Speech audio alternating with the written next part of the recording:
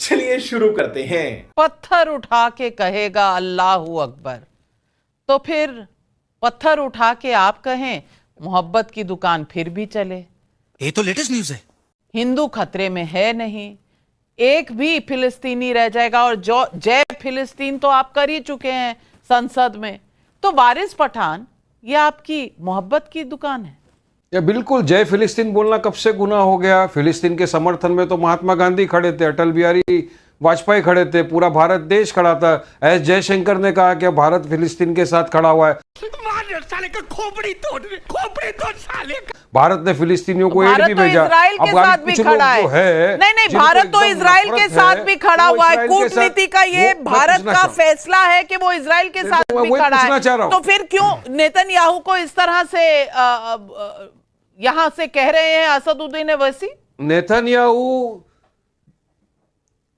शैतान Benjamin Netanyahu का हमने खराब हो जाएगा। मैं माँ वो शैतान है, आतंकवादी है, उसने जेनोसाइड किया फिलिस्तीन के ऊपर। कोई शैतान करोड़ों लाखों लोगों को जेनोसाइड करके बच्चों तक को मार दिया। 7 अक्टूबर को क्या हुआ था पिछले साल? नहीं, 7 अक्टूबर को क्या हुआ था जब पैराशूट आए थे? Good question. पैराशूट आए थे जब इजराइल। अरे 7 अक्टूबर के पहले जो उन्होंने जुर्म किया वो भी तो आप देखो ना। किसी के घर में आप घुस जाओ शरणार्थी बन के, बाद में उसके घर को आप कब्जा कर दो, फिर वो अपना घर मांगने आए तो उसके खिलाफ आप जंग कर दो, उसको खत्म करने की बात कर दो। किसी ने आपको शरण दिया, आपने शरण लिया, शरण लेके कब्जा कर लिया। आज वो बोलते कि आप बाहर जाओ, तो आप उनके घरों को, उनके बच्चों को, उनके इन्फेंट को, उनके औरतों को मार दो, नरसंहार कर दो, लाखों के हिसाब से बच्चों को उड़ा दो, तबाह कर दो, स्कूलों को, हॉस्पिटलों को, सब जगह बॉम्बिंग करके खत्म कर दो। कहां से सिखाई आपने ये? अरे झूठ बोल रहा है, ये झूठ बोल रहा है। क्या कौन से कायदे में लिखा है? दुनिया देख रही है, दुनिया बोल रही है नेतन्याहू आतंकवादी है। उसने आतंकवाद किया, जेनोसाइड किया। Court of international court of law के तहत उस पर सजा कानून होना चाहिए, सजा मिलनी। यानी आप जिसको घर से निकाले उसको। अरे मैं बोल रहा हूँ तो बीच में क्यों बोल रहे हैं ये लोग? घर पे आता है। नहीं नाविका जी, ऐसा नहीं चलेगा। अगर इनको ऐसा लग रहा है कि हम बीच में बोल के वारिस पठान को डिस्टर्ब करेंगे तो यकीनन मैं खामोश रहूंगा। इनको बोलने दीजिए। फिर आप नेतन्याहू को शैतान नेतन्याहू कह रहे हैं। भारत का कूटनीति में एक फैसला है, आप भी तो उसकी इज्जत करेंगे ना। क्वेश्चन। हम तो फिलिस्तीन के साथ खड़े थे, खड़े मरते दम तक खड़े रहेंगे। भारत फिलिस्तीन के साथ खड़ा है, और जो भारत के अंदर इजराइल के साथ खड़ा है। बताए क्यों इजराइल के साथ खड़ा है? जब भारत तो फिलिस्तीन के भेड़ भेज रहा है, भारत फिलिस्तीन के साथ खड़ा है। अटल बिहारी वाजपेयी ने क्या बोला था? धर्म आ जाता है, दिक्कत यही है प्रेम शुक्ला जी, धर्म यही आ जाता है।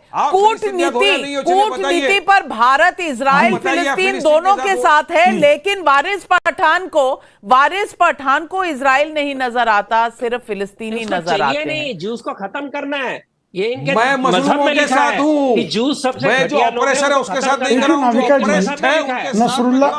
नाविका जी, मैं वारिस पठान जी से जानना चाहता हूँ, साथ खड़ा हूँ, जुल्म कर रहा है वारिस पठान जी में से मैं अत्यंत विनम्रता पूर्वक जानना चाहता हूँ। मैं उनके प्रेम शुक्ला जी आपसे सवाल पूछ रहे हैं, सुन लीजिए। शांत हो जाए, शांत हो जाए। आपने स्यापा कर लिया। मैं अत्यंत विनम्रता पूर्वक जानना चाहता हूँ कि हिजबुल्ला और नसरुल्लाह को जो है आतंकवादी मानने वाले सऊदी अरबिया को क्या इस्लाम का ज्ञान नहीं है? क्या संयुक्त अरब अमीरात को इस्लाम का ज्ञान नहीं है? कृपा करके मुझे बताइए।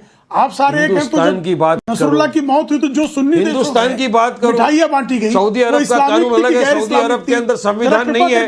हिंदुस्तान में बाबा साहब अम्बेडकर का दिया हुआ संविधान है, संविधान से देश चलता है। पूछ पा रहे, मैं सिर्फ अब आए ना लाइन पे जानना चाहता हूं भाई मेरे। अरे आप तो अब पूरे दुनिया के मुसलमानों के बारे में तो संविधान के अनुसार तो इजराइल भी हमारा मित्र है, उस पे आप भाग खड़े हो रहे हैं।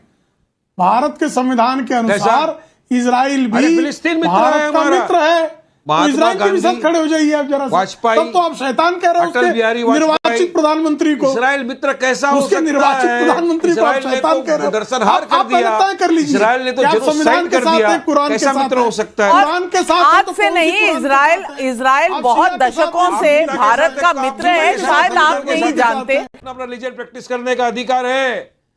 नहीं, अगर ओवैसी जी संविधान में लिखा है कि हर इंसान को अपना अपना रिलीजन प्रैक्टिस करने का अधिकार है। वारिस भाई, आप जनता का संविधान सवाल नहीं आता तो है सुन आपको। लीजिए। आप संविधान की धज्जियां उड़ाते हो। नहीं, जनता का सवाल तो सुन लीजिए, पूछ रहे अरे हैं। आप बोलने देंगे तो सवाल सुनेंगे। आप तो बीच में ऐसा नहीं, नाविका जी एक मिनट, आप एंकर हो, बात अलग है। नहीं, आप एंकर हो तो क्या नाचो मैं?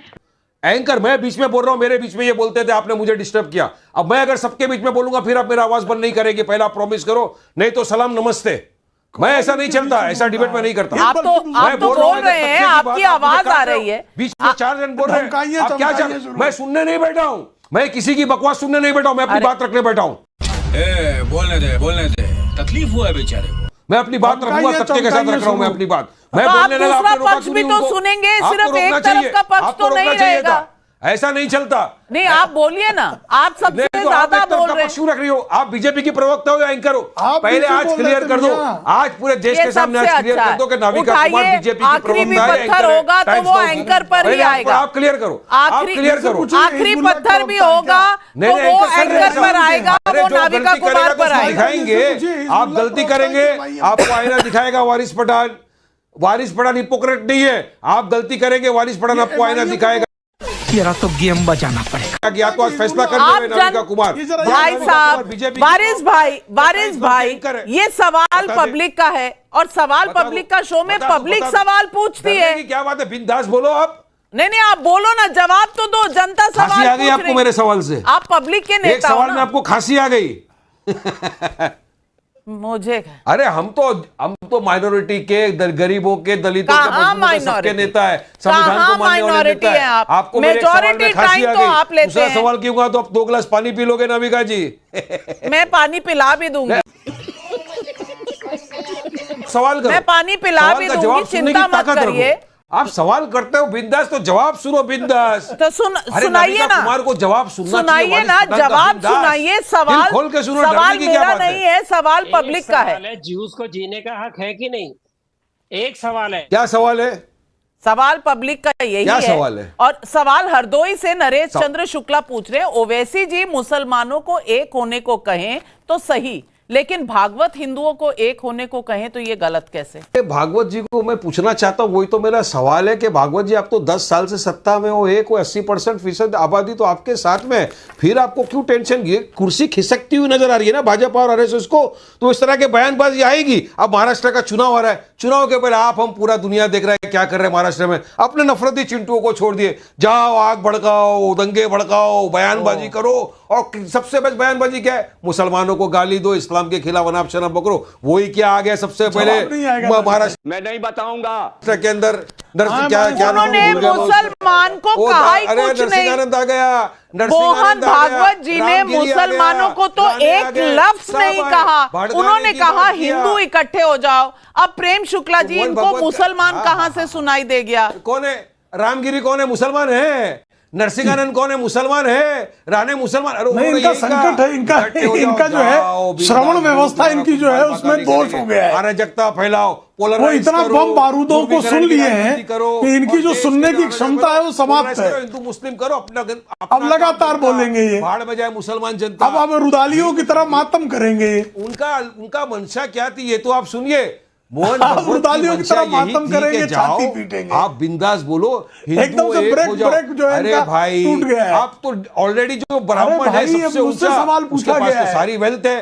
कान देश की आपका चल रहा है। अरे भैया, जो मुसलमान का नाम निपट किसी गया ने है। लिया नहीं, लेकिन डराने चले हमारा सबको, दलित भाई। मुझे भी। जनता ये भी समझ रही है कि आप हार रहे हैं, तभी ये कह रहे हैं क्या? 25 में हम चुनाव में भी नहीं थे जब पूजनीय आद्य सरसंघचालक पूजनीय केशव बड़ीराम हेडगेवार जी ने जब हिंदुओं को एकजुट होने के लिए राष्ट्रीय स्वयंसेवक संघ की संस्थापना की, तब तो हम चुनाव लड़ने की कल्पना भी नहीं थी इस संगठन की। राष्ट्रीय स्वयंसेवक संघ तो चुनाव में कभी उतरा ही नहीं। भारतीय जनता पार्टी जनसंघ के जमाने से हिंदू एकीकरण की बात करती है। चुनाव हारना जीतना तो यह अलग प्रक्रिया है, लेकिन हिंदू समाज को एकीकृत करने की बात पंडित मदन मोहन मालवीय कर रहे थे।